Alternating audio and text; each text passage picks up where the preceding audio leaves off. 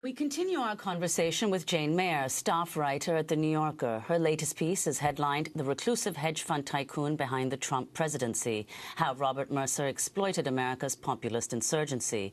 The piece looks at how the secretive billionaire reshaped the political landscape. One of the companies heavily funded by Robert Mercer is Cambridge Analytica, which claims it has psychological profiles of over 200 million American voters. The firm was hired by the Trump campaign to help it target its message to potential voters. Steve Bannon even served on the company's board. This is Cambridge Analytica's CEO, Alexander Nix, speaking earlier this year. We started to look at issue models, predicting which issues, social and political, appeal to which members of the target audience, which voters. We actually assigned different issues to every adult in the entire United States. We could then take these models and put them into a matrix, a little bit like the dental health example, where we can categorize people or segment them according to how they're likely to behave. Core Trump supporters, top right, may be more susceptible to a donation solicitation. Get out the vote, people who are going to vote Republican, but they need persuading to do so. Persuasion audiences, people who need shifting a little bit from the center towards the right. Once we've identified a segment, we can then sub-segment them by the issues that are most relevant to them and then start to target them with specific messages. Cambridge Analytica CEO Alexander Nix. So Cambridge Analytica claims to have psychological profiles of over 200 million American voters. Jane Mayer, tell us its significance. Steve Bannon was on its board, funded by the Mercers. Well, again, this is part of, if you look at the history, what happened was after 2012, when Obama was reelected, despite the fact that the Mercers had put millions of dollars into trying to defeat him, they were upset, and they wanted to try to get better political tools with more traction. So they put money into Breitbart, they put money into the Government Accountability Institute, and the third prong was Cambridge Analytica.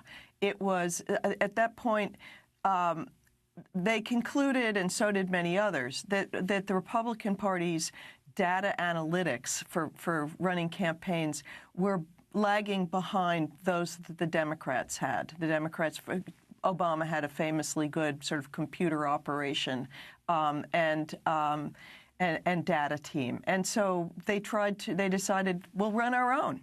They bought a company. They basically invested heavily in building, and it's an offshoot of an existing English company called Strategic Communication Laboratories.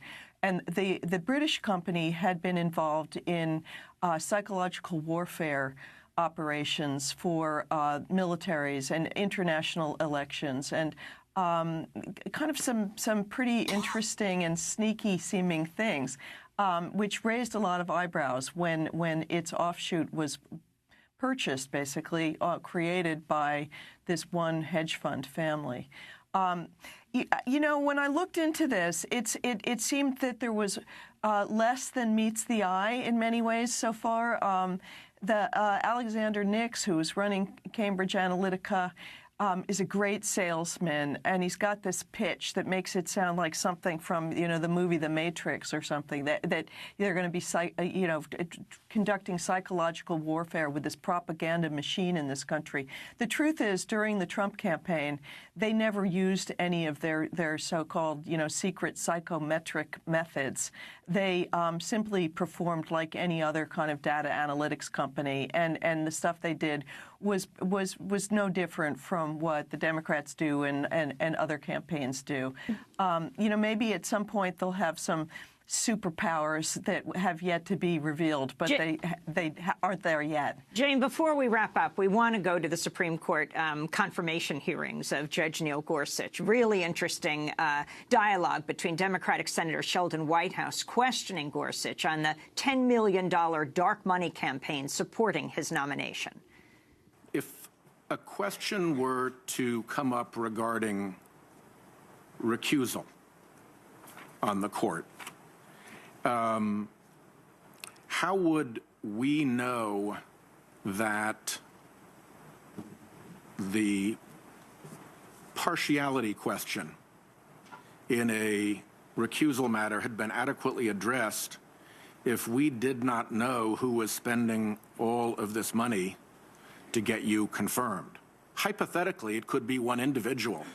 Hypothetically, it could be your friend, Mr. Anschutz. We don't know because it's dark money. Is it any cause of concern to you that your nomination is the focus of a $10 million political spending effort and we don't know who's behind it? Senator, there's a lot about the confirmation process today that I regret.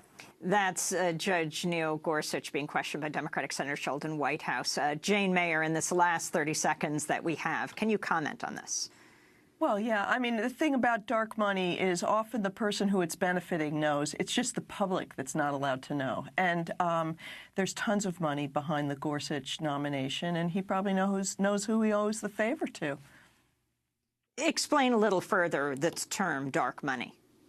Well, there are these organizations, 501c4 groups, that are set up where the donors' hands are not seen. They can spend money on advertising, and the public doesn't know who they are.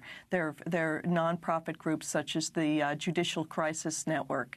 And I've looked at that one. And, you as a reporter and me as standing in for the public cannot trace the money, yet it's playing an active role in American politics. Well, Jane Mayer, I want to thank you so much for spending the hour with us, staff writer for The New Yorker. We'll link to your piece, The Reclusive Hedge Fund Tycoon Behind the Trump Presidency, How Robert Mercer Exploited America's Populist Insurgency. Her book is out in paperback, Dark Money, The Hidden History of the Billionaires Behind the Rise of the Radical Right. That does it for our show. We've got a new job opening, a full-time news production fellowship. Go to our website at democracynow.org. I'm Amy Goodman with Nermeen Sheikh. Thanks for joining us.